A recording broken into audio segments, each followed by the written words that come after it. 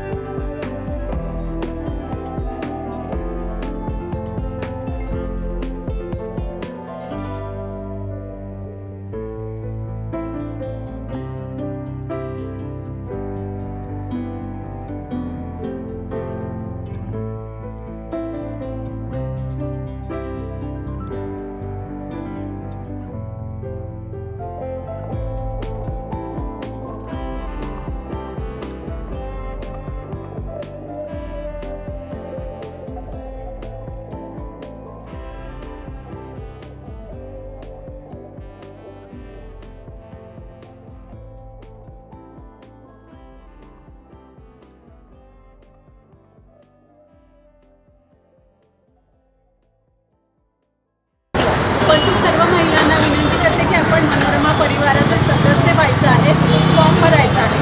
आजच्या या कार्यक्रमाचे प्रास्ताविक करण्यासाठी मनोरमा मल्टीस्टेटच्या कविता कुलकर्णी मॅडमला मी विनंती करते की त्यांनी प्रस्तावना करावी। मनोरमा परिवार हा नेहमीच सुसंवाद साधण्याकडे कल असतो।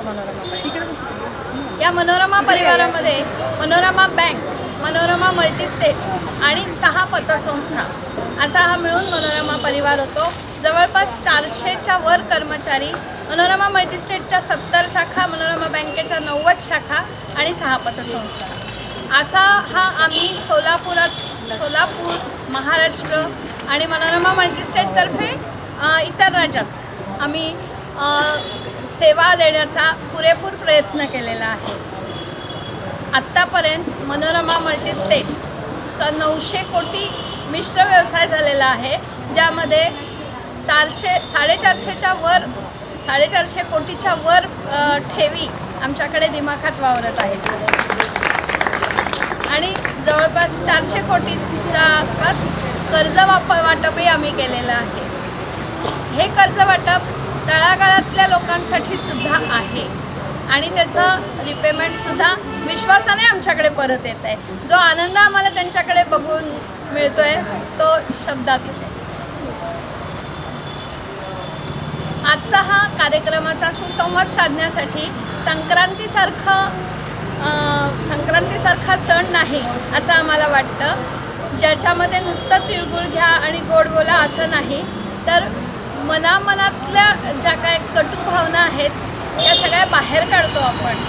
म्हणजेच आपलं मानसिक आरोग्य त्यावर अवलंबून आहे आणि हे मानसिक आरोग्य अजून कसं प्रभावितपणे प्रकट होईल याच्यासाठी आज आम्ही आपल्या प्रमुख पाहुण्या डॉक्टर वीणा पवार मॅडमना आमंत्रित केलेलं आहे. त्यांच्याशी आपण लवकरच सुसंवाद साधूया आणि याच्यासाठी मी त्यांच्याकडे हा मंच हँडओव्हर करते. मनातील वादळे महाभयंकर असतात. या मनातील भावनांना कसं थोपवायचं, मनातील विचारांना कसं सावरायचं आणि मनाच्या या आरोग्यावर आपल्याकडे आज बोलण्यासाठी आलेल्या प्रमुख पाहुण्या डॉक्टर वीणा पवार मॅडम यांना विनंती करते की आपण आपलं मार्गदर्शन करावं. चला, माईकमुळे आपल्याला ऐकायला तरी यायला लागलं आहे, कारण बाकीच्यांचं बोलणं तुम्हाला कितपत ऐकू आलं असेल थोडंसं शंका वाटली मला. म्हणलं आता काय कसा ओके. मनोरमाच्या संस्थापिका शोभाताईच म्हणते मी, मला मॅडम म्हटलं की परक वाटतं. नंतर जोशीताई आणि आपल्या कुलकर्णीताई आणि मृणाल माननीय व्यासपीठ. खरं तर सगळ्यात आधी मला मनोरमा संस्थेचे खूप खूप आभार मानायचे. नुसतंच पैशाची देवाणघेवाण करणं किंवा असं नसतं त्यांच्याकडे. कुठेतरी काहीतरी चांगले कार्यक्रम नेहमी घडवून आणत असतात, खूप लोकांना बोलवतात, विचारांचं आदान प्रदान व्हावं अशी खूप त्यांची इच्छा असते. आणि त्यात असं कार्यक्रम मला नाही वाटत कुठली बँक वगैरे घेत असेल की तुम्ही या, आमच्याशी बोला, आमच्याशी गप्पा गोष्टी करा. हा एक वेगळा पैलू मनोरमा संस्थेचा आहे. त्यामुळे त्यांचं खरंच खूप खूप मनापासून कौतुक. मंडळी, आजचा आपला विषय आहे मनाचं आरोग्य. आता महिलांचं मनाचं आरोग्य असा थोडासा विचार चालला होता, हळदी कुंकू आहे म्हणून, पण इथे काही आपल्याला पुरुष मंडळी दिसतात, तर आपण जनरल मनाचं आरोग्य घेतलेलं जास्त बेटर असं मला थोडं वाटायला लागलं. तुम्हाला कदाचित एक गौतम बुद्धाची माहिती पण असेल. गोष्ट आहे, गौतम बुद्ध त्यांच्या अनुयायांच्या सोबत वेगवेगळ्या ठिकाणी भाषण देत फिरत असतात.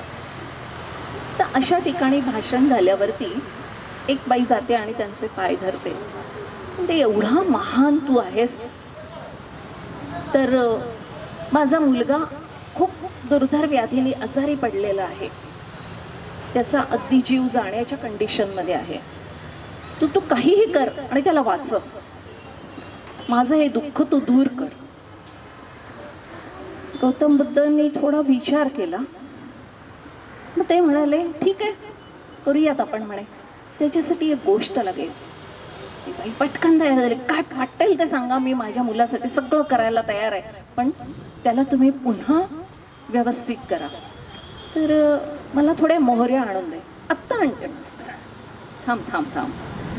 मोहऱ्या आणायच्या आहेत, त्या कशा ते नीट ऐकून घे. त्या मोहऱ्या आणण्यासाठी तू अशा घरी जा की ज्या घरामध्ये कधी कोणाचा मृत्यू झालेला नाही. ठीक आहे म्हणाली. गेली. प्रत्येक घरात जाते. मला मुठभर मोहऱ्या पाहिजेत हो. मोहऱ्या द्यायला कोणी पण तयार होतं, पण तिला हे कळतं की प्रत्येक घरात कोणी ना कोणी आहेच, गेलेलं आहे, प्रत्येकाला कसलं ना कसलं दुःख आहेच. आणि एवढं सगळं गाव फिरून ती बाई शेवटी रिकाम्या हाताने परत येते. आणि त्याच वेळी तिला कळतं की दुःख प्रत्येकालाच आहे. म्हणून तर संत लोक सांगून गेलेत, दुःख पाहता पर्वता एवढे, सुख पाहता राई एवढे. ती राई आपल्याला शोधून काढायची. आपण जर दुःखाकडेच बघत राहिलो तर ते दुःख आपल्याला, अरे बापरे किती माझं दुःख, माझा त्रास, माझं आयुष्य, मी ह्याच्यात आपण जेव्हा बुडतो ना त्यावेळी वाटतं अरे मी किती दुःखी आहे. पण जेव्हा आपण दुसऱ्यांचं दुःख बघायला लागतो त्यावेळी जाणवतं की नाही, आपल्यापेक्षा पण दुःखी लोक आहेत. मग हे मन असं दुःखी होतं का? हे तर झाली पूर्वीची गोष्ट, फार पूर्वीची गोष्ट आहे. पण आजकालचं जे काही आयुष्य आहे, आपल्याला वेगवेगळे आजार आलेले दिसतात. तुम्ही ऐकलं असेल कॅन्सरची संख्या वाढली, BP वाढला, शुगर वाढला, याम झालं तेव्हा झालं. घरटी कोणी ना कोणी काहीतरी BP वगैरे घेऊन असतंच, गोळ्या बिळ्या प्रत्येकाच्या चालूच असतात. मग हे आपलं शरीर इतकं का बरं बिघडायला लागलं? काय वाटतंय तुम्हाला? काय एवढे आजार वाढले असतील? अंदाज काही? खूप गोष्टी बदलल्यात. एकतर तंत्रज्ञान आलंय.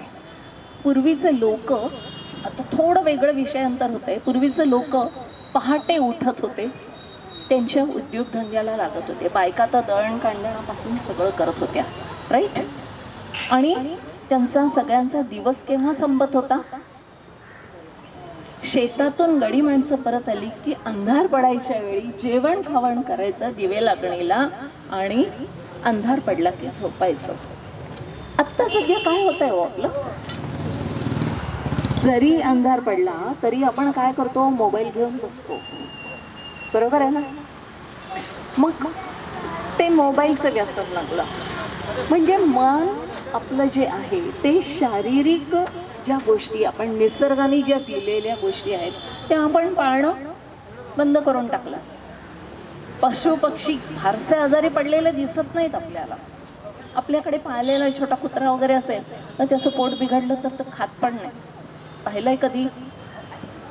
कोणाकडे असेल तर त्यांच्या लक्षात आलं असेल की अरे असा खात नाहीये, काहीतरी बिघडलंय. ते उपास करतात आणि सगळं व्यवस्थित झालं की पुन्हा खायला सुरुवात. आपण काय करतो? चालूच असतंय. ह्या निसर्गापासून आपण जसं जसं लांब जायला लागलो ना तशी तशी आपल्याला आजारपणं वाढली, बरोबर आहे? आणखीन एक काय झालं की मन खराब झालं की काय होतं? शरीर खराब होतं. कुठली तरी गोष्ट मनाला लागून राहिली की मग वाईट वाटत राहतं, मन त्याच्याच भोवती सारखं घोटाळत राहतं. आणि त्यातून काय होतं? मग तोच विचार राहिला की कुठे डोकं कुठे काय होत. म्हणजे सगळ्यात आधी मन आपलं बिघडतं. पाठीवर थपता ठेवतं, नुसतं पाठीवर थपता, हां, म्हणजे ते ठसका जाईल. मन चंगा तो शरीर चंगा, हे तुम्ही पण ऐकलेलं असेल. तसंच तर आपल्याला सगळं माहिती असतं, पण ते कुणीतरी सांगितलं, अरे हां हे मला माहिती आहे, मी आज तेच करणार. तुम्हाला माहीत असलेल्याच गोष्टी फक्त तुम्हाला जाणीव करून देणार आहे. मी बोलले की तुम्हाला हां हे मला माहिती आहे असं होणार आहे. आज घरी आलं आपण, समजा तुम्ही जॉब करता, घरी आलो की आपण काय करतो? हातपाय तोंड धुतले, दिवा लावला की बसते बाई जरा निवांत, आणि म्हणून मोबाईल ऑन करतो. दिवसभर मला कामात वेळ नाही मिळाला, मी आता मोबाईल बघणार आहे. त्याच वेळी धावत तुमचा नातू, मुलगा, म्हणजे वयस्कर असाल तर नातवंड कोणीतरी येतात, आजी आली तू. तर आपण इथे काय होतं? थांब रे मला एवढं जरा मोबाईल बघू दे. म्हणजे ती जी प्रेमाची मिठी त्याने घातलेली असते ती आपण बाजूला सारतो आणि त्या मोबाईलमध्ये अडकतो. किंवा पुरुष माणसं जर असतील, आता इथे आहेत म्हणून उदाहरण देते. ऑफिस संपलं, घरी आलं, चहा पिणं झालं की माणूस ऑफिसमध्ये मला वेळ नाही मिळाला मोबाईल बघायला म्हणून काढतो आणि बघतो. घरात पत्नी, आई, मुलगी, जे कोण असतील कुटुंबीय ते वाट बघत असतात. बाबा येतील, माझा नवरा येईल, माझा मुलगा येईल, मग मी त्याच्याशी 2 शब्द बोलेन, त्याला हे असं असं मला सांगायचं, मला हे असं सांगायचं आहे. आणि होतं काय, जरा बसू द्या ना मला निवांत, असं म्हणून तो माणूस मोबाईलमध्ये अडकतो आणि त्या मोबाईलमध्ये तास 2 तास कसे निघून जातात अजिबात पत्ता लागत नाही.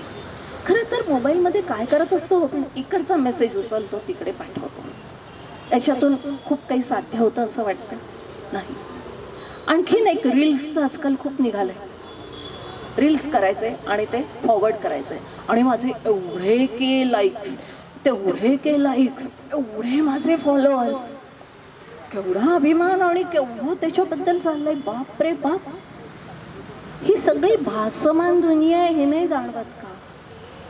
कधी कधी जो माणूस आपल्याला स्माइली पाठवतो एखाद्या विनोदावरती, खरंच तो तिथे आनंदात असेल, तो तिथे खूप दुःखात जरी असला तरी हा विनोद पाठवलाय, स्माइली पाठवली, हा प्रकार होतो. इतकंच नाही, आणखीन एक गोष्ट, समजा आपल्याला हे खूप फॉलोअर्स आहेत, खूप लाईक्स आहेत, सगळं आहे, आणि ह्या सगळ्या ह्याच्यामधून साधा आपल्या कुटुंबातल्या लोकांच्या काय किंवा शेजारच्यांच्या लोकांशी पण आपले संबंध नाही आहेत. काय करायचं आहे, मला माझे एवढे फॉलोअर्स आहेत, मी नाही कोणाकडे जात, मी नाही कोणाशी बोलत. अशा वेळी समजा आपल्या कुटुंबात एखादी अडचण आली तर ते फॉलोअर्स येणार आहेत? कोण येणार आहे अशा वेळी? आपले शेजारी, आपल्या जवळची माणसं. तुमचं डोकं दुखलं तर तुमच्या घरातलीच माणसं तुम्हाला कब्बर चहा करून देणार आहेत किंवा की बाई तुला बरं वाटेल असं म्हणणार आहेत. ते फॉलोअर्स नाही येणार आहेत. त्या भासमान दुनियेतून आता बाहेर पडणं फार फार फार गरजेचं झालंय. छोटी मुलं खाता पितांना मोबाईल पाहिजे असतो, व्यसन झालंय ते, आणि त्यातून वेगवेगळे आजार निर्माण होत आहेत, हेही तुम्ही पाहिलं असेल. तुम्ही मोबाईलवरतीच या गोष्टी बघता की मोबाईल किती वाईट आहे, बरोबर आहे. आणि तरीही पुन्हा मुलगा एखादा जर ऐकत नसेल. आता परवाच माझ्या क्लिनिकमधली गोष्ट, एक बाई आली होती दाखवायला, सोबत 4-5 वर्षाचा मुलगा होता. तो आपला आई घरी चालला. ते बाईने काय करा, पटकन पर्समधला मोबाईल दिला त्याच्या हातात आणि माझ्याशी पुन्हा बोलायला लागले.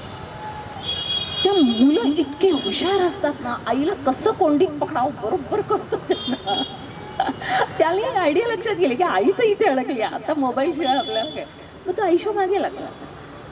ही अशी गोष्ट. आता तिथे तिने मार्ग काढला, पण घरी आपण मुलांना वेगवेगळे मार्ग द्यावे लागतील. आपण सुद्धा त्या मोबाईल पासून जर दूर राहिलो तर आपला आपसातला संवाद वाढेल. आपल्या मुलांचा आपल्याशी, आपल्या पतीचा, घरातल्या व्यक्तींचा, पुरुष असतील तर बायको, मुलगी, आई, सगळ्यांशी संवाद वाढेल. आणि हा संवाद जर झाला तर एकमेकांच्या मनातली दुःख, ताण, तणाव याला निचरा मिळतो. एखादी गोष्ट मनात मला सांगायची ती तशीच घोळत राहण्यापेक्षा कुठेतरी ते बाहेर पडणं गरजेचं असतं. आणि ते आपण आपल्या माणसाशी बोलतो, परक्यांशी बोलतो का? तुम्ही व्हॉट्सअपवर सांगाल का, नाही आज ना असं झालं, हे असं झालं आणि मग मला खूप वाईट वाटलं, बोलाल का तुम्ही? नाही. तो व्हॉट्सअप तुमच्या मदतीला येणार आहे का? तिथे पाठीवरून हात फिरवणार आहे का, बाई ग हो असं झालं? कधी कधी तर असं पण असतं, आपलं नुसतं ऐकून घेतलं तरी सुद्धा बरं वाटतं की नाही? मग ह्याच्यासाठी कोण पाहिजे? आपले नातेवाईक, आपल्या मैत्रिणी. आजकाल मैत्रिणी पण कमी झाल्या, एकमेकांच्याकडे जाणं येणं राहिलं नाहीये. पूर्वीच्या काळी साधं शेजारी जाऊन बसलं आणि ती मेथीची भाजी निवडते तर ही पण जाऊन 4 काड्या निवडायची. उगच बसायला म्हणून बायका एकमेकांच्याकडे जायच्या. आपण जातोय का? याच्यात ती बाई पण आपल्या मनातली दुःख, काय वाटतंय मनातलं ते सांगत होती. आणि ती पण तिला एखाद्या वेळी समजा कुठे काहीतरी तिचं वागणं जर चुकत असेल तर त्या 4-5 बायकातली एखादी जबाबदार व्यक्ती तिला सांगत असेल, नाही तुझं सुद्धा इथे चुकतंय, तू हे असं नाही, असं वागायला पाहिजे. या गोष्टी मिळत आहेत का आपल्याला? आपण वेड्यासारखं त्या माध्यमांच्या मागे लागतो, ते यूट्यूबच्या मागे लागतो. यूट्यूब आपल्याला योग्य सल्ला देईल निदान मानसिक समस्यांच्या बाबतीत हे शक्यता मला तरी वाटत नाही. आणि त्याच्यासाठी पाहिजेत आपल्या हक्काच्या मैत्रिणी. कधी कधी कुटुंबाच्या बाबतीत काय होतं, आपण खूप अपेक्षा करतो की मी आता थकून कामावरून आले, मला कोणीतरी चहा द्यावा, मी आता खूप काम केलं दिवसभर, आता मी काय करणार नाही. आपलं कुटुंब आहे. कुटुंब कोणाचं आहे? आपलं आहे, बरोबर आहे. एखाद्या वेळी एखादी बाई म्हणते की बाई गो, बाहेर पण करा, घरात पण करा, मी तिथे काम करायचं. ह्यावेळी मी तर म्हणते की तिने वेगळ्या पद्धतीने विचार केला पाहिजे की मी केपेबल आहे, माझ्या अंगात तेवढी ताकद आहे, म्हणून देवाने मला ते तेवढं काम दिलेलं आहे. प्रत्येक जण इथे जन्माला आलेला आहे तो काहीतरी काम करण्यासाठी किंवा काहीतरी त्याच्या मागे हेतू आहे. देवाने जन्माला घातलं तर काहीतरी हेतू आहे नक्कीच. मग त्याने जे काही आपल्यावरती काम टाकलं, जी काही कर्तव्य टाकली ती आपण करत राहायची. कोणी आपल्याला मदत केली, खूप सुंदर, नाही तर ते आपलं काम आहे. आपण काय करतो, अपेक्षा करतो, मी आता बसले, आता कोणीतरी करावं, आणि नाही केलं की मग बाई ग मलाच करावं लागतं. आणि हे जे होतं इथे मग मन खराब होतं. मन खराब झालं की तब्येत बिघडली, मग तेच पुन्हा डोक्यात घोळत राहतं, मीच मरते, मीच मेली करते, होतं हे. आणि काम करणाऱ्या बायकांच्या बाबतीत तर हे हमखास होतं, कारण त्या सकाळी उठल्यापासून रात्री झोपेपर्यंत त्यांचा हात थांबत नसतो. मी तर म्हणते महिलांना अष्टभुजा आहेत ना, अष्टभुजा तुम्ही आहात, मला तुमच्या चेहऱ्यावरून जाणवतं तुम्ही अष्टभुजा आहात. एकीकडे ऑफिसमधली फाईल पण तुम्ही सांभाळता, दुसऱ्या हातात आल्या गेल्यांचा चहा पण देता, आले घरातलं काही अडचणी असतील त्या बघता, घरी परत जाताना उद्याची भाजी, संध्याकाळची भाजी ही तुमच्या पर्समध्ये असते. घरी गेलं की स्वयंपाक करता करता मुलांचा अभ्यास घ्यायचा असतो.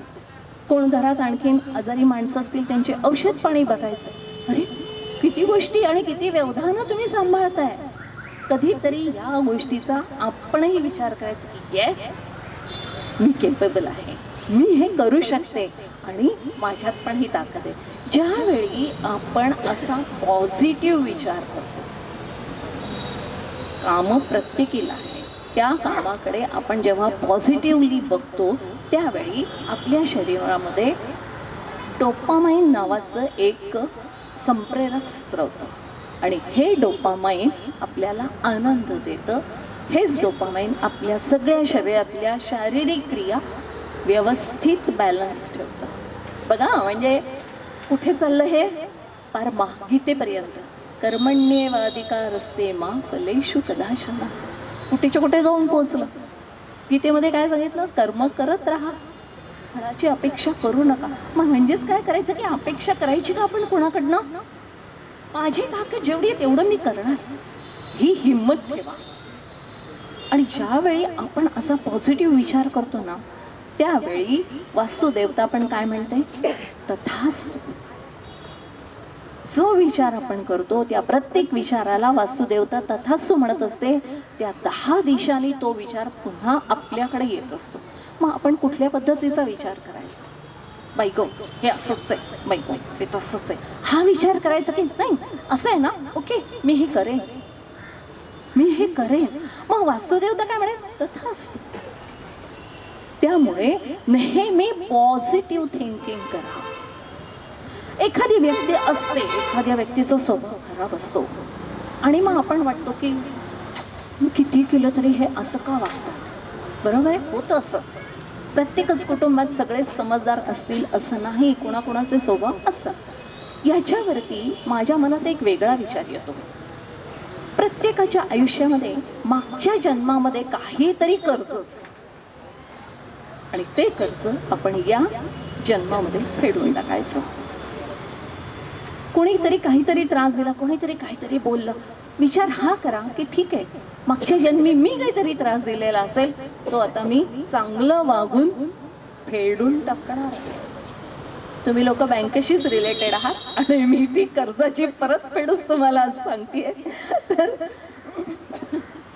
या बाबतीत असा जर आपण विचार केला तर आपल्याला होत असलेला त्रास आपल्याला कमी पडतो.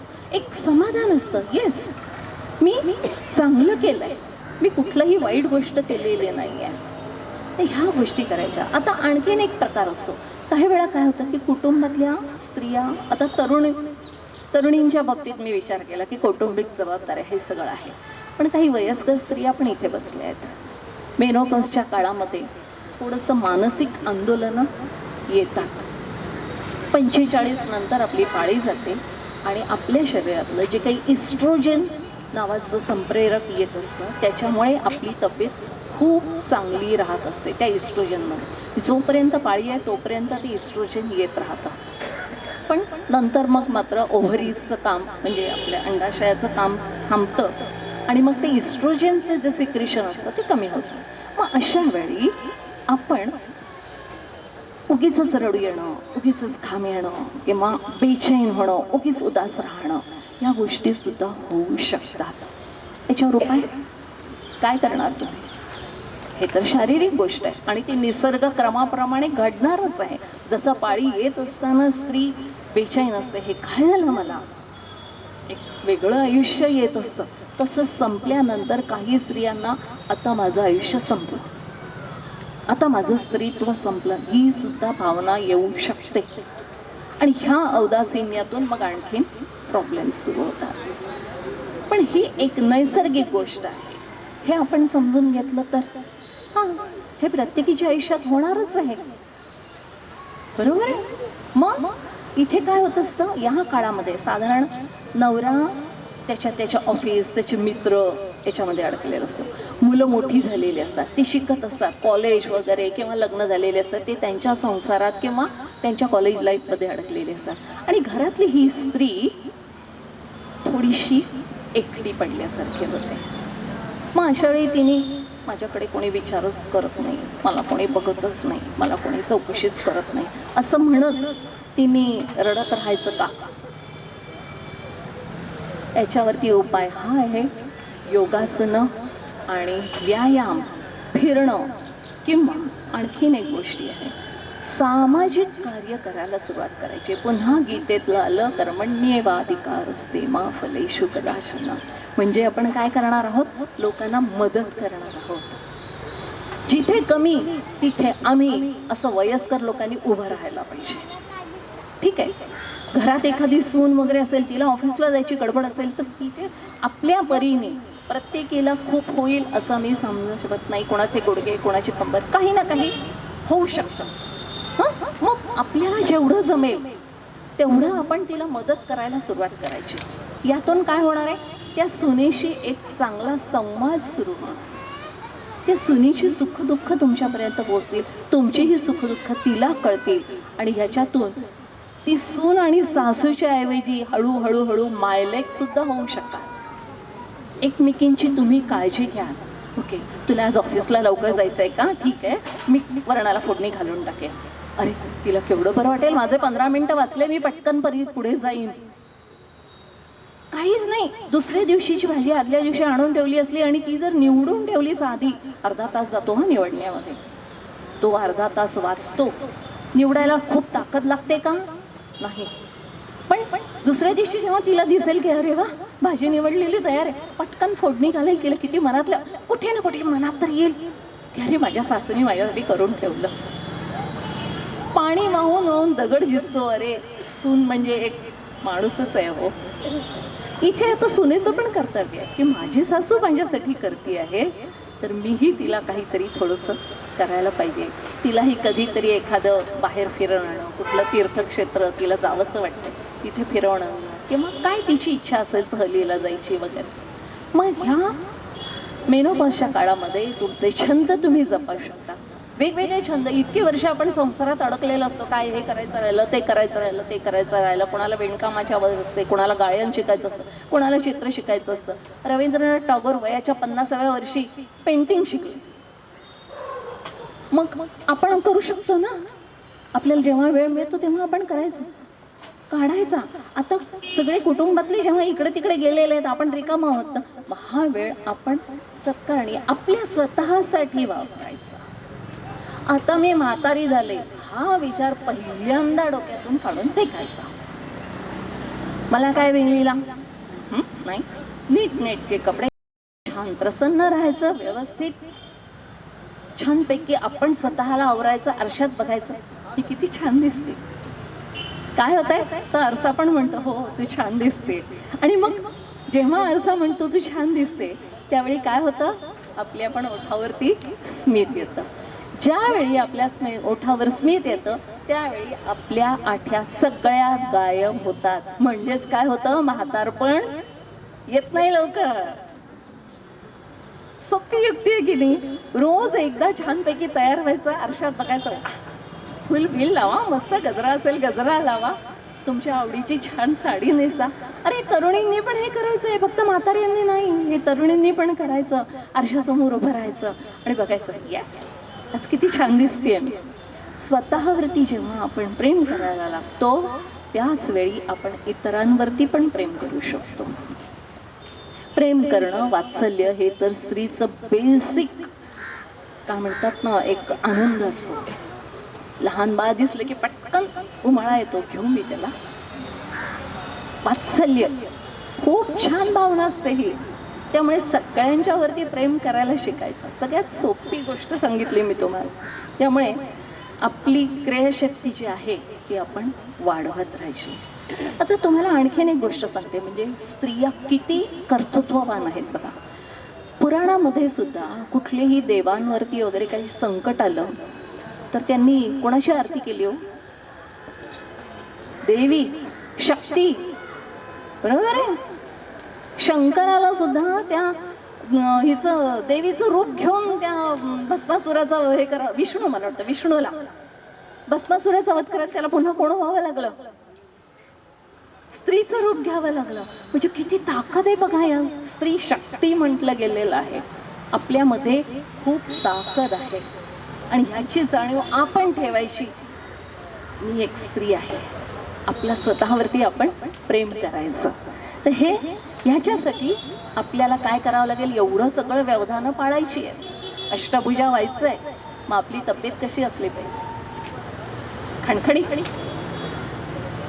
सगळेजण जे जेवतात ते आपण सगळ्यांनी पण जेवायचं. माझ्यासाठी चटणी भाकरी असली तरी नाही, पालेभाज्या खायच्या, वरण भात व्यवस्थित, डाळ पण पोटात जायला पाहिजे, चपाती भाकरी जे खायचं, एखादी काकडी गाजर मुळा ह्या गोष्टी जर असतील, कच्चं खाणं जर तुमच्या जेवणामध्ये असेल, एखादी काकडी एखादं गाजर एखादा मुळा, तुम्ही पालक कच्ची खाऊ शकता, फ्लॉवर कच्ची खाऊ शकता, कांद्याची पात कच्ची खाऊ शकता. खूप गोष्टी आहेत. ह्या जर कच्च्या राहिल्या तर उतार वयामध्ये जे काही कॉन्स्टिपेशन म्हणजे संडासला खडा होणं हा जो त्रास आहे तो हळूहळू हळूहळू कमी होऊन जाईल. आतड्यांची शक्ती थोडीशी कमी झालेली असते. मग ती शक्ती आपण या पद्धतीने त्यांना तंतुमय पदार्थ देऊन त्याला आराम द्यायचा. या पद्धतीने तुम्ही छोटे छोटे इलाज करू शकाल. याचाच अर्थ आपलं शरीर आपण चांगलं ठेवायचं. आपलं शरीर चांगलं असेल तर आपण इतरांना मदत करू शकू. विमानात बसताना ते सांगतात, आपत्ती आली तर आधी तुमचा मास्क तुमच्या नाकाला लावा, मग तुमच्या बाळाच्या नाकाला लावा. अरे आपण इतरांना मदत करायला आपण तर आधी धडधाकट असलो पाहिजे ना. मग याचाच अर्थ आपलं मन खंबीर ठेवायचं, आपलं शरीर चांगलं ठेवायचं. काही आजार झाला तर अंगावर काढायचा नाही, डॉक्टरकडे जाऊन त्यांचा सल्ला घ्यायचा. तर इतकी जर ताकद आहे स्त्रीमध्ये तर एक छोटीशी कविता मी तुम्हाला माझी म्हणून दाखवते आणि माझ्या बोलण्याचं मी शेवट करते. ये कभी न समझना कि हम अधूरी है, ये कभी न समझना कि हम अधूरी है, गर्व से कहो कि हम नारी है, गर्व से कहो कि हम नारी है. घर गृहस्थी तो हम चला ही लेती है. बाळपणापासून बाळकडू मिळालं असतं, स्वयंपाक कसा करायचं, तांदूळात पाणी किती घालायचं, डाळीत पाणी किती घालायचं.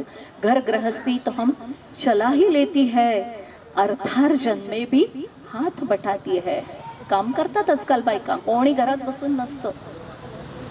अर्थार्जन में भी हाथ बटाती है, जो पुरुषों की जिम्मेदारी है, गर्व से कहो कि हम नारी है. अरे करा हात वरचं, येऊ देत हात तुमचे पण, गर्व से करो कि हम नारी है.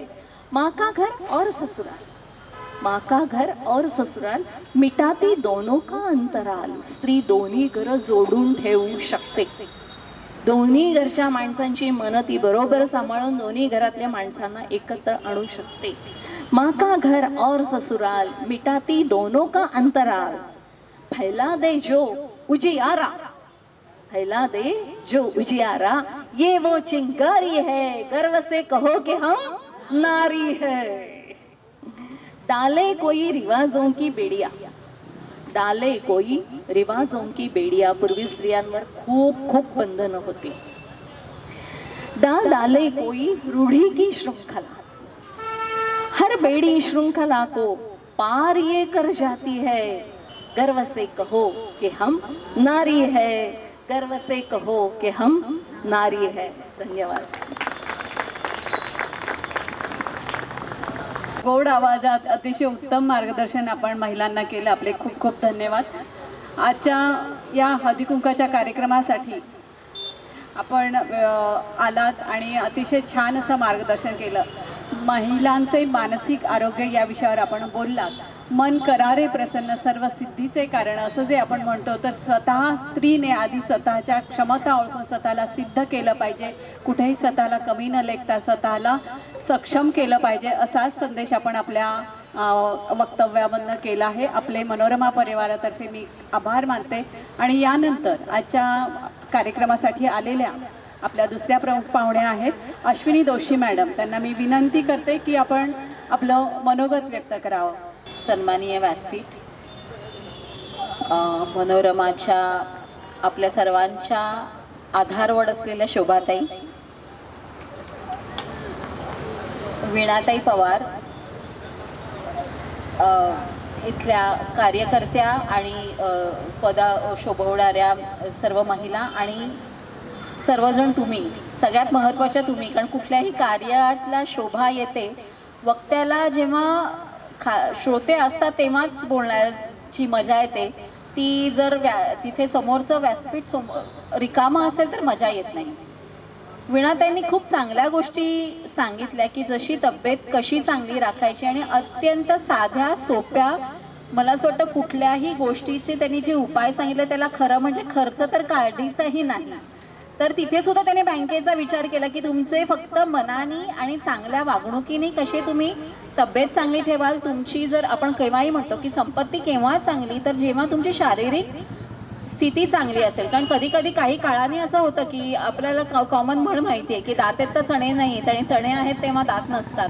तर त्याच्यासाठी त्यांनी खूप चांगल्या गोष्टी सांगितल्या आणि त्या गोष्टींचा तुम्ही ताळमेळ ठेवालच. आज वर्षानुवर्ष मनोरमा परिवार हा मी बघत आलेले आहे आणि तो खूप ठिकाणी पसरतच चाललेला आहे. म्हणजे आज सुद्धा इथे बघितलं की मॅडमचं काम हेतू काय आहे की माझा कार्यक्रम व्हायला पाहिजे, मग मला तिथे मंडप पाहिजे किंवा काय पाहिजे या गोष्टींची आवश्यकता नाही, आणि नाही श्रोत्यांना त्याची आवश्यकता आहे. इथं फक्त सुसंवाद साधता येणं हे सगळ्यात महत्त्वाचं आहे. आणि वीणाताईंनी ते अगदी सुरुवातीलाच छानपणे सांगितलं की कुठल्याही बँकांमध्ये असे कार्यक्रम होत नाहीत, किंवा आपण असे रील्स जे त्यांनी सांगितलं की आपल्याला रील्स बघायची सवय आहे, तर तसं स्टेट बँकेत वगैरे जनरली अशी ट्रेंड आहे की तुम्ही तिथे काही विचारायला गेलात की या खिडकीकडनं त्या खिडकीकडे जावा, त्या खिडकीकडनं तिकडे जावा, किंवा मग तुम्ही बाहेरच तुम्ही पासबुक भरून घ्या, की त्यांची रचनाच अशी केलेली आहे की तिथे कस्टमरने आत पाय ठेवूच नाही. आणि मनोरमा परिवाराचा रचना अशी आहे की तिथे कस्टमरने आतच यावं, बाहेर जायचा कधी विचारच करू नये. तर अशा या दोन विरोधाभास असलेल्या चांगल्या गोष्टी आहेत. आपला एक पर्सनल टच आहे प्रत्येक गोष्टीला. सोलापूरचं हे खासियतच आहे की जिथे या परिवारामध्ये जे जे येतात त्यांना ते छान सामावून घेतात, आणि म्हणून मी आवर्जून नेहमी त्यांच्या कार्यक्रमांना येते. खरं म्हणजे एक श्रोती म्हणूनच मला यायचं होतं, पण मॅडमचं मन मोठं की त्यांनी मला अगदी पाहुण्या म्हणूनच या म्हणून मला इथेही बसायचा मान दिला. त्यामुळे मी त्यांचे खूप खूप आभार मानते आणि या कार्यक्रमास खूप खूप शुभेच्छा देते. असंच सगळ्यांनीच आपण त्यांच्या परिवारावर प्रेम कायम ठेवावं. आणि वीणाताई, तुम्हाला परत कधीतरी संवाद मला संधी मिळेल तर ऐकायला नक्कीच आवडेल. धन्यवाद मॅडम. आजच्या या तिळगुळ समारंभ आणि हळदी कुंकवाच्या कार्यक्रमासाठी आजच्या कार्यक्रमाच्या आपल्या अध्यक्ष शोभा मोरे मॅडम यांना विनंती करते की आपण आपलं अध्यक्षीय भाषण करा. नमस्कार. या देवी सर्वाभूतेषु लक्ष्मी रूपेण संस्थिता नमो तस्मै नमो नमः. तुम्ही सगळेजण आमच्या मनोरमा परिवारात लक्ष्मीच्या पावलाने आलेला आहे आणि ज्या परिवारामध्ये सरस्वती आणि लक्ष्मीचा वास आहे अशा परिवारात तुम्ही आल्यामुळं असे कार्यक्रम घेणं मला असं वाटतं की मनोरमा परिवाराचं एक मला वाटतं की ब्रीद वाक्य असेल की आपल्याबरोबर सगळ्यांचा पण विकास झालाच पाहिजे. खरं तर तिळगुळ समारंभ हळदी कुंकाला कुठलीही महिला नाही म्हणत नसते, पण माझ्या डोक्यात विचार आला की हळदी कुंकावर जर मी महिलांच्या आरोग्याची जागृती केली आणि ते आरोग्याचं वाण जर आपण लुटलं आणि तुमच्यापैकी काही जणींनी हा विचार घेतला की नाही मला माझं आरोग्य चांगलं ठेवायचं आहे, तर मला असं वाटतं की आजच्या कार्यक्रमाचं ते यश असेल असं मला वाटतं. मनोरमा परिवारामध्ये तर आता मॅडमने सांगितलं मनोरमा बँक आहे, मनोरमा मल्टीस्टेट आहे, त्याचबरोबर 6 परिवारामध्ये पतसंस्था सुद्धा आहे आणि आम्ही एकत्र मिळून काम करतो. आता एकत्र कुटुंबाची संकल्पना हळूहळू कमी होत चालली, पण मनोरमा परिवार हा एकत्र कुटुंब आहे आणि एकत्र कुटुंबाचं काय वैशिष्ट्य आहे तर आपण सगळ्याजणी एकत्रपणे जेव्हा काम करतो तेव्हा आपल्याला यश हे लवकर मिळतं. एकीचं बळ हे खूप चांगलं असतं. आता जेव्हा मी महिलांचा नेहमी विचार करतो, आता मॅडम सुद्धा खूप छान बोलल्या, वीणाताई छान बोलतात म्हणूनच मी त्यांना म्हटलं की मॅडम तुम्ही या आणि माझ्या मैत्रिणींना सख्यांना निश्चित या ठिकाणी काहीतरी तुम्ही मार्गदर्शन करा. तर डॉक्टर वीणा पवार, तुम्ही मनमोर हा आकाशवाणीवरचा एखादा कार्यक्रम ऐकत असतो, सकाळी असतो तो 6:20ला, तर त्या कार्यक्रमामध्ये त्यांचं असतं. त्याबरोबर डॉक्टर अश्विनी दोशी ह्या CA आहेत, पण त्या सुद्धा आमच्या मनोरमा परिवाराशी इतक्या जोडलेल्या आहेत की ती माझ्या मुलीसारखी आहे, खरंच मी म्हणते. आणि असं प्रेम करावं तर ते त्यांच्याकडनं शिकावं. कविता कुलकर्णी मॅडम CO आहेत मनोरमा मल्टीस्टेटच्या आणि या ठिकाणी तुम्ही सगळे असलेले सभासद, ठेवीदार असतील, कर्जदार असतील. मी सगळ्यांना सांगितलं होतं की या कार्यक्रमाला म्हणजे तो कर्जदार आहे म्हणून त्याला हळदी कुंकू द्यायचं नाही असं कोणी सांगितलं, यायचं आणि आपण सगळ्यांनी म्हणून आपला आनंद द्विगुणित करायचा. मग मला एक छोटीशी गोष्ट ठेवली की असंच एक छान मस्त सभा असते आणि त्या सभेमधल्या त्या ज्या अध्यक्ष असतात त्या म्हणतात की तुम्ही कोणावरती तुम्ही एवढ्या आनंदी आहात तर तुम्ही कोणामुळे आनंदी आहात, तर त्या विचारतात त्यांना की काय तुमचं रहस्य आहे आनंदाचं. तेव्हा ती म्हणते की मी आनंदी, त्या नवरा समोर असतो, नवऱ्याला वाटतं तर ती माझं नाव घेते, सासू असते सासूला वाटतं माझं नाव घेईल, मुलगा असतो तर मुलाला वाटतं मी आईसाठी एवढं करते, मुलगी असते तर तिला तर वाटतं की मी आईला सकाळी किती मदत करते नोकरीला जाताना, माझंच नाव घेईल, पण ती कुणाचंच नाव घेत नाही. मग सगळेजण म्हणतात आनंदी आहे मग ही कुणामुळे आहे, तेव्हा ती म्हणते आनंदी आहे ती मी माझ्या स्वतःमुळे आहे, मी माझ्या मनात माझ्या आनंदाचा विचार करते म्हणून मी तुम्हाला सगळ्यांना आनंदी ठेवू शकतो. म्हणजे आपण आनंदी असू, आपण स्वतःवरती जेव्हा प्रेम करतो तेव्हा आपण ते प्रेम दुसऱ्यांना वाटू शकतो. तुम्हाला हा विचार पटेल, 100% पटेल. मॅडमने तुम्हाला सांगितलं की तुम्ही असं म्हणाला तर थोडंसं त्यांच्या पुढे जाऊन सांगेल की सकाळी उठल्यानंतर आरशासमोर उभं राहायचं, आरशासमोर उभं राहून काय म्हणायचं, I love my self, I love you. तुम्ही प्रॅक्टिकली उद्या करून बघा, तुमच्या डोळ्यामध्ये एक वेगळी चमक येते, चेहऱ्यावर येते आणि आपणच आपला जेव्हा हसरा चेहरा बघतो, पॉझिटिव्ह विचार घेतो, तेव्हा दिवसभर आपल्या डोक्यामध्ये पॉझिटिव्ह विचार. एक्सरसाइज करायला काय हरकत आहे, आपण एकटेच असतो तेव्हा करून बघा, कोणीतरी हसेल म्हणून करतात, करू नका असं नाही, करून बघा, तुमच्याही लक्षात येईल की ते आहे. म्हणजे जेव्हा मनात विचार येतो की मी सुंदर होणार, मग सुंदर होण्यासाठी पहिल्यांदा माझ्या डोक्यात चांगले विचार आले पाहिजेत की नाही. मग ह्या सगळ्या ज्या महिला आहेत तर मला नेहमी असं वाटतं की म्हणजे सबलीकरण किंवा आर्थिक सक्षमीकरण असं म्हणतो. मनोरमा परिवार आर्थिक परिवार आहे, म्हणजे सगळ्या संस्था तशाच आहेत, पण नुसते माझ्याकडे पैसे असून चालणार आहे का. आम्ही नेहमी म्हणतो पैशाचं सोंग घेता येत नाही, पण हा जर पैसा योग्य पद्धतीनं योग्य ठिकाणी गुंतवणूक केली आणि तुम्हाला मिळणारा पैसा आहे तो तुम्हाला व्याजासहित परत आला तर तुमचा आनंद जास्त चांगला आहे किंवा तुम्हाला मिळणारं समाधान मी म्हणेल ते चांगलं आहे. आणि मनोरमा परिवार म्हणूनच आम्ही म्हणतो की 6 वर्ष मनोरमा बँकेचा NPA 0% आहे. थकबकी नाही आहे. जिथं तुम्ही इन्व्हेस्टमेंट करायला जाणार आहात, आता मॅडम आहे त्यामुळे मला बोलताना बऱ्याच रिस्ट्रिक्शन आहे ना, ज्या ठिकाणी तुम्ही इन्व्हेस्टमेंट करायला जाणार आहात तेव्हा 100% त्या बँकेचं संचालक मंडळ कोण आहे, त्या संस्थेच्या बँकेच्या ठेवी किती आहेत, त्या संस्थेचे कर्ज असतील तर कर्जातली थकीत प्रमाण किती आहे, NPAचं प्रमाण किती आहे हे सुद्धा तुम्ही बघू शकता. त्याचबरोबर या संस्थेला नफा किती होतो हे सुद्धा तुम्ही बघू शकता आणि आतापर्यंत संस्थेचं काय रेप्युटेशन आहे ते तुम्ही बघू शकता. आणि जर माझे पैसे या संस्थेत ठेवल्यानंतर माझ्या डोक्याला काही त्रास न होता परत मिळत असतील तर मी या संस्थेमध्ये ठेवेल. मग समजा मला जर 10 लाख मिळाले तर मी 10 लाख ठेवायचे काय का संस्थेत, तर नाही. मॅनेजमेंटचा प्रिन्सिपल आहे पोर्टफोलिओ मॅनेजमेंट, म्हणजेच 4 ठिकाणी वाटून तुम्ही संस्थेत पैसे तुमचे ठेवले पाहिजे. मी असं म्हणणार नाही की सगळे मनोरमातच ठेवा, तुम्ही 4 ठिकाणी वाटून पैसे ठेवले पाहिजेत. कधी काही अडचणी आल्या तर आपल्याला ते पैसे काढता येतात. आता बऱ्याच वेळा असं होतं की मला 100 रुपये मिळाले, मग 100च्या 100 रुपये मी बँकेत ठेवायचे का? तर नाही. मग त्यातले 20 रुपये माझ्या कशात असणार आहेत? सेव्हिंग खात्यात असतील. 20 रुपये मुदत ठेवीसाठी असतील. कदाचित पुढचे 20% मला काहीतरी खरेदी करायचे त्याच्यासाठी असतील, किंवा कुठलं कर्ज असेल त्याच्या रिपेमेंटसाठी मी प्रोव्हिजन केलेले असेल, किंवा काही 20% भाग मी तर आता सांगेल अन्नपणावर सर रिटायर झाले, काही नाही सर तुम्हाला कॉलेजमध्ये असताना कुठे फिरायला जाता आलं नाही, मग 20% रक्कम तुम्ही पर्यटनासाठी ठेवा. जे मला करता आलं नाही नोकरी करत असताना ते मी आत्ता करणार. मी वेगवेगळ्या ठिकाणी जाणार, कारण पर्यटन हे खूप महत्त्वाचं आहे. जेव्हा तुम्ही वेगवेगळ्या माणसांना भेटता की नाही तेव्हा तुमचे विचार त्या पद्धतीनं वेगळे होतात. आणि निसर्ग तर आपल्याला खूप छान शिकवतो. मग निसर्गात गेल्याशिवाय तुम्हाला कळणार नाही की निसर्ग किती छान आहे. मी घरात दररोज सकाळी उठते, बाहेरच्या झाडांना पाणी घालते, म्हणजे निसर्गाच्या सान्निध्यात असते का? आहे. पण बाहेरचा जेव्हा तुम्ही निसर्ग बघाल तेव्हा तुमचे विचार हे खूप वेगळे येणार आहे. मग हाही विचार तुम्ही निश्चित केला पाहिजे. आणि मला नेहमी असं वाटतं माझ्या सगळ्या महिलांचा, आमच्या मनोरमा परिवारामध्ये 80% महिला कार्यरत आहेत. मग मला नेहमी वाटतं की महिलांचं जर आर्थिक आरोग्य चांगलं असेल तर आमच्या मनोरमा परिवाराचं सुद्धा आर्थिक आरोग्य छान असणार आहे. म्हणून तुमचं शरीर सुदृढ असलं पाहिजे. आपल्या घरामध्ये आई आजारी असली ती झोपून राहते का? नाही. पण तिच्या कामामध्ये थोडाफार कमी जास्तपणा येतो. मग ती आजारीच पडू नये, किंवा ती आजारी असेल तर तिला मदत करण्यासाठी आपण तिला मदत किती करतो? नाही. ती आजारी असली तरी ती आपल्यासाठी काम करते. पण घरामध्ये बाकीचे मुलं वगैरे आजारी असतील तर काय होतं? आईला रजा काढून त्यांच्या शेजारी बसावं लागतं. पण तुम्ही एक विचार करा की आता ज्या मुली आहेत घरी जाताना, ज्या मॅरिड आहेत, अनमॅरिड आहेत, मॅरिड असतील तर त्यांनी पण विचार करा, अनमॅरिड असेल त्यांनी, की घरी जाताना आठवणीनं आपण आईसाठी काय घेऊन जातो. मी स्वतःसाठी गजरा घेतला, मैत्रिणीसाठी गजरा घेतला, आईसाठी आपण घेऊन जातो का? तिच्यासाठी आठवणीनं आपण काय घेऊन जातो का? की एखाद्या वेळेस आपल्याला एखादी गोष्ट आवडली, अगदी ही पर्स आवडली, आपण आपल्यासाठी घेतो. कधी कधी आपण आपल्या मैत्रिणीसाठी पण घेतो, पण आईसाठी घेतो का? आपण म्हणतो तिला काय लागतंय. तसं नाहीये. तुम्ही जर प्रेमाने एखादी छोटी गोष्ट असेल, अगदी कॅडबरी सुद्धा, ती जरी आईसाठी तुम्ही घेऊन गेला तर तो आईला होणारा आनंद खूप वेगळा असतो. म्हणजे तुम्ही विचार करा आणि प्रॅक्टिकली अनुभवून बघा की तुमच्या लक्षात येईल की आपण काय केलं पाहिजे. मग आता हे मॅडमने सांगितलं की शारीरिक आरोग्य चांगलं आहे, माझ्याकडे पैसे खूप आहे, पण माझं मानसिक आरोग्य जर चांगलं नसेल तर मी माझी इन्व्हेस्टमेंट केलेली आहे ती मला माझ्या अंगाला लागणार आहे का? नाही आहे.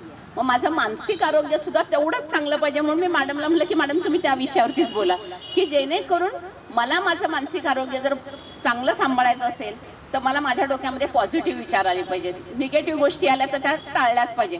बऱ्याच वेळा असं असतं की मी गाडीवरने जाताना माझा ॲक्सिडेंट झाला, मी आता गाडीच चालवणं बंद केलं, असा विचार करू नका. गाडी चालवा पण काळजी घेऊन चालवा. म्हणजे हा तुमच्यातला आत्मविश्वास जागृत करा. नाही तर नाही, ह्याच्यामुळे असं होतं ना, मी आता बंदच केली गाडी. उलट असं म्हणा की मी या गाडी चालवत असताना ॲक्सिडेंट झाला पण मी वाचले, माझ्या गाडीला नुकसान झालं, काही हरकत नाही.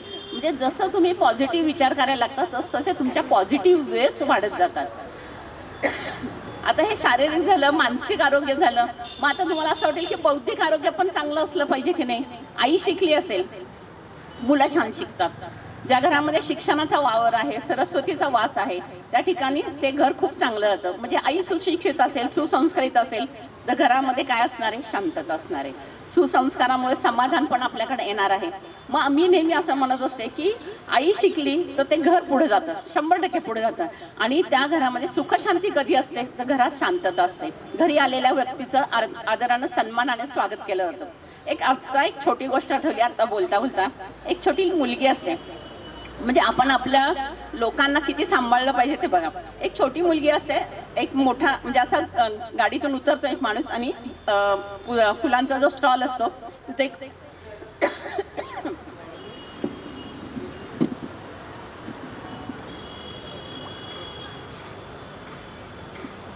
एक फुलांचा स्टॉल असतो, एक मोठा बोके घेतो. त्यांना ऑलरेडी एक चितळेंकडनं पेड्याचा पुडा घेतलेला असतो आणि एक छोटी मुलगी त्या माणसाकडे अगदी आशाभूत नजरेनं बघत असते. तर ते म्हणतात की मुली तुला काय पाहिजे का? ती म्हणते मला एक फूल देता का, घेऊन का? मग तो काय करतो, त्या फुलवाल्यांकडनं एक फूल घेतो आणि तिच्या हातामध्ये ठेवतो आणि मग ती चालायला लागते. हा गाडीतून चालतो. तो म्हणतो ह्या मुलीला आपण सोडू पण शकतो गाडीत, नाही तरी मी एकटाच आहे. मग त्या मुलीला विचारतं तुला बाळ कुठे जायचंय? ती म्हणते की पुढे एका म्हणजे ख्रिश्चनची स्मशानभूमी असते, मला तिथं जायचंय. मग ते तिला उतरवतात. गाडी ते थांबवतात आणि बघतात तर एका ठिकाणी ती जाते, त्या ह्याला फूल वाहते आणि नमस्कार करते आणि मग ते तिथे एक 5 मिनिटं थांबते, काहीतरी प्रार्थना करते आणि परत निघून येते. ते तिथंच थांबलेले असतात. मग ते म्हणतात की बाळा तू आज असं काय केलं? तर ती म्हणाली की 10 वर्षापूर्वी माझी आई गेली आणि आई गेल्यानंतर मला आईचं प्रेम काय हे माहीत नव्हतं. मग त्याला एकदम स्ट्राईक होतं की आज माझ्या आईचा वाढदिवस आहे, तिला मी बुके आणि पेढे कुरिअरने पाठवणार आहे.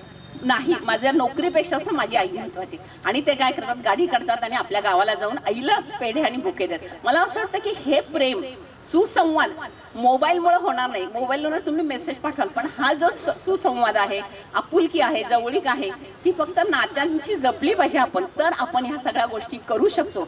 आणि मला असं वाटतं की मनोरमा परिवारामध्ये अशी नाती आम्ही जपतो. आणि तुम्ही आम्हाला सगळ्यांना एकत्र बोलायचं कारण सुद्धा हेच आहे की घरी बसलो तर आपण 100% मोबाईलच बघणार आहोत किंवा एखादी टीव्हीवरची सिरियल बघू. पण हे करता करता जर आपण एकमेकींशी बोललो, मनातल्या काही गोष्टी आहेत त्या बोलल्या, तुमच्यापैकी बऱ्याच जणींना वाटतं की मी हे करावं ते करावं, तर तेही तुम्ही करा.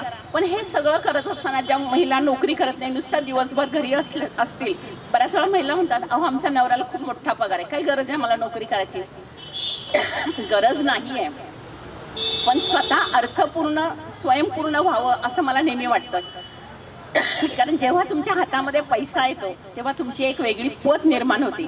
आणि जेव्हा पत निर्माण होते, घरामध्ये असेल, बाहेर असेल, कुठेही असेल, अगदी बँकेमध्ये सुद्धा तुमचं अकाउंट असेल तर त्या मॅडम लगेच आल्यानंतर तुमचं स्वागत करतात, या मॅडम बसा तुम्ही. सपोज त्या दिवशी तुमचा वाढदिवस असेल तर त्या मॅडम आठवणीने सुद्धा मला वाढदिवसाच्या शुभेच्छा देतात.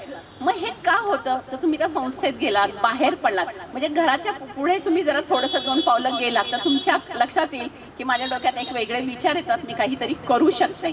मग अशाच महिला ज्या घरी आहेत, ठीक आहे, ज्यांना पैशाची खरंच अडचण आहे, त्यांना कुठून लोन मिळत नाही, तर मनोरमा परिवारातनं मल्टी स्टेटमधनं आम्ही 30,000 असेल, 50,000 असेल, 90,000, की जेणेकरून तिनं स्वतःसाठी एक छोटा मोठा व्यवसाय करावा. नोकऱ्या तर मिळत नाहीत, पण छोटा मोठा व्यवसाय ती करू शकते. 4 तास जरी तिनं काम केलं तरी सुद्धा तिला खूप छान पद्धतीनं पैसे मिळू शकतात. परवा मी एका ठिकाणी गेले तर तिथे भाकरीची स्पर्धा आहे, तुम्ही ऐकली असेल. तर एका महिलेने 2 तासामध्ये 90 भाकरी केल्या. विचार करू शकता तुम्ही? आणि त्या स्पर्धेमध्ये तिला पहिलं बक्षीस मिळालं होतं. म्हणजे हे काय झालं, तिला पैसे तर मिळाले, पण अर्थार्जनाचं एक वेगळं साधन तिनं निर्माण केलं. आता 1 किलो भाकरी ज्वारीमध्ये साधारणतः किती भाकरी होतात तुम्हीच सांगा, महिला आहात सगळ्या. बघ अंदाज 1 किलो ज्वारीच्या पिठाच्या भाकरी किती होतात? साधारणतः 30 ते 32 होतात. ज्वारी दळून आणली, 45-50 रुपये किलो ज्वारी आहे. जे मार्केटिंगला जातात त्यांना ही गोष्ट माहीत असेल. आणि 10 रुपये दळणाचे, असे 60 रुपये. 60 रुपयामध्ये किती भाकरी झाल्या आपल्या? 32. 30 धरा. एक भाकरी आपल्याला 2 रुपयाला पडली, बरोबर आहे. पण हॉटेलमध्ये गेल्यानंतर ही 2 रुपयाची भाकरी कितीला घेतो आपण? 10 रुपयाला, 12 रुपयाला घेतो. म्हणजे हा व्यवसाय तुम्ही वसूल करू शकता की नाही? आपलं स्किल आहे. आपण जन्मजात भाकरी, म्हणजे सोलापूरची भाकरी, मग ती कडक भाकरी असेल, शेंगदाण्याची चटणी असेल, फेमस आहे. मग आपल्याकडे ज्या गोष्टी आहेत, जे आपले सुप्त गुण आहेत, ते तुम्ही बाहेर काढू शकता की नाही? एखादीला छान शिवणकाम येतंय, विणकाम येतंय, ती फॉल पिकोच्या मशीन घेऊन फॉल पिको करून मध्ये 3-4 तास तुम्ही करू शकता. दिवाळीला छान वाटतं. आणि जेव्हा माझ्या हातात पैसे येतात, मला नेहमीच असं वाटतं की माझ्या हातात जेव्हा पैसे येतात तेव्हा मला असं वाटतं की मी मनासारखं काहीतरी खरेदी करू शकते. आता बघा, प्रत्येक वेळेस मी नेहमीच म्हणते की मला वाटलं की आता छान सेल लागलाय, साडी घेऊया, पण मी इथेही सांगेन की सेलच्या 2-4 साड्या घेण्यापेक्षा एक नवीन साडी घ्या. काय होतं, त्या सेलच्या साड्या टिकत नाही. पण मला जेव्हा साडी घ्यायचा मोह होतो आणि मी नवऱ्याला म्हणलं की मला पैसे दे, तो काय म्हणतो, आता मागच्या महिन्यात 2 साड्या घेतल्या, काही गरज आहे? मला माझं मन मारावं लागतं. आता ह्यांनी मनाचा जो गुंता आहे तो कसा सोडवायचा? तर मनाचा गुंता सोडवायचा असेल तर आपल्या हातात पैसे हवेत. मी जर कमवत असेल तर मी 100% साडी घेईल की नाही? साडी घेऊ शकतो. मग माझं मन मारण्यापेक्षा मी हे सगळं कशामुळे होतं? पैशामुळे होतं. मी माझी गुंतवणूक कशी करेन हाही तुम्ही विचार करा. आपल्याकडे जे पैसे असतात मग ते तुम्ही घरामध्ये, पर्समध्ये, तांदळाच्या डब्यात, गव्हाच्या डब्यात ठेवण्यापेक्षा संस्थेमध्ये आणा. मल्टीस्टेटच्या शहरामध्ये 35 शाखा आहेत. तुम्ही केव्हाही या, आमच्याकडे मॅक्झिमम महिला आहेत, तुम्हाला निश्चित त्याचा अनुभव येईल. एक साधा उदाहरण, जर 500 रुपये तुम्ही दरमहा गुंतवले, आपले 500 रुपये दरमहा बाहेर सहज महिन्याला सेव्हिंग होऊ शकतं. ते 500 रुपये जर मी 10 वर्ष ठेवले तर त्याचे मला 1 लाख रुपये होतात. मग 10 वर्षानंतर कुणी मला 1 लाख असेच देईल का हो? नाही. मग मला माझी गुंतवणूक जर करायची असेल तर माझ्या गुंतवणुकीसाठी मला योग्य पद्धतीनं माझ्या पैशाचं नियोजन केलं पाहिजे. मला जर माझा भविष्यकाळ सुरक्षित पाहिजे असेल तर मला नियोजन कधी केलं पाहिजे? आजच केलं पाहिजे. कसं असतं, तरुण वयामध्ये IT च्या मुलांना तुम्ही बघता लाख लाख रुपये पगार आहेत, पण नंतर त्यांच्या नोकऱ्या बऱ्याच बदलतात आणि बऱ्याच लोकांनी हाऊसिंग लोन घेतलेले आहेत. ते हाऊसिंग लोन रिपेमेंट होत नाही, त्यांचे हाऊसिंग लोन लिलावामध्ये बँकांना काढावे लागतात. पण तेच जर त्यांनी योग्य पद्धतीनं नियोजन केलं तर ते होऊ शकत नाही. म्हणजे आज तुम्ही जर व्यवस्थित नियोजन केलं तर 100% तुम्हाला तुमच्या रिपेमेंटसाठी असेल किंवा तुमच्या भविष्यासाठी असेल तर ते सुरक्षित भविष्य तुम्ही देऊ शकता. लहान मुलं आहे, तुमचं आमच्या संस्थेमध्ये खातं आहे, त्याला समजा तुम्हाला वाटलं की डॉक्टर करायचं, इंजिनियर करायचं, CA करायचं, मॅडम फी खूप आहे, मग त्यांना एज्युकेशन लोन सुद्धा आम्ही देऊ शकतो. तुम्ही आमच्याकडे येऊ शकता, तुम्हाला तुमची मदत होऊ शकते. कारण का तर तुम्ही आमचे कस्टमर आहात, ग्राहक आहात आणि ग्राहक हा कुठल्याही संस्थेचा देव असतो. म्हणजे आपण ईशसेवा करा असं म्हणून बाहेर झाडलं म्हणजे ईशसेवा नाही. तर संस्थेमध्ये आलेल्या प्रत्येक ग्राहकाला जर प्रामाणिकपणे प्रेमाने जर सर्व्हिस दिली, कस्टमर सर्व्हिस दिली तर ती सुद्धा माझ्या दृष्टीनं ईशसेवाच आहे. आणि म्हणून मला असं वाटलं की आपण आपल्या मैत्रिणीशी थोडासा संवाद साधूया की जेणेकरून त्या मोबाईलपासून थोड्याशा बाहेर जातील. आणि जाता जाता अजूनही सांगतं, मॅडमने पण जे सांगितलं तेच सांगणार आहे, स्वतःसाठी वेळ काढा. मग कदाचित तुम्ही अर्धा तास काढा, 1 तास काढा, किती पण काढा. मग सकाळी तुम्ही फिरायला जाऊ शकता, पैसे लागतात का? नाही. तुम्ही प्राणायाम करू शकता, त्याला पैसे लागतात का? नाही. सूर्यनमस्कार घालू शकतो. मग ते सगळं करू शकता की नाही? आणि एवढं सगळं केल्यामुळे तुमचं आरोग्य कसं राहणार आहे? छान. मग तुमचं आरोग्य जर चांगलं राहिलं तर तुमच्या घराचं आरोग्य छान असेल आणि घरात जर हसरी मुलं असतील, हसरं घर असेल तर 100% त्या घरामध्ये सुख शांती नांदणार आहे. म्हणजे हे सगळं कुणाच्या हातात आहे? आपल्या हातात आहे. मग घराची मानसिक शांती पण आपल्याच हातात आहे. आणि हे सगळं जर करायचं असेल तर तुम्ही सुदृढ असला पाहिजे, निरोगी असला पाहिजे असं मला मनापासून वाटतं. आणि म्हणून मी म्हटलं की आपण एक विचारांचं वाण लुटूया. वाण तर काय सगळेच लुटतात, बरेच अक्षरशः कुठले लुटतात, पण मी म्हटलं की एक विचारांचं वाण पण लुटूया. आणि देताना आम्ही ही पर्स का दिली की तुमचं जे काही सेव्हिंग असेल ते हे पर्समध्ये ठेवा. महिन्याच्या शेवटी महिन्यातून 4-5 वेळा तुम्ही आमच्या संस्थेत या आणि ती पर्स आमच्याकडे द्या. परत तुम्हाला आम्ही पर्स देणार आहोत. कशासाठी? तुमच्या सुरक्षित भविष्यासाठी. पुढच्या वर्षी आपण परत एकदा वेगळं वाण लुटूया.